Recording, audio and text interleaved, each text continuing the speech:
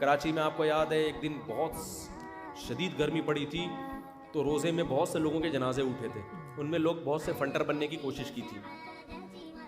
اب heat stroke کی وجہ سے وہ مر رہے ہیں. وہ بھائی خدا خود کہہ رہا ہے کہ جان بچا تو پانی پی یار.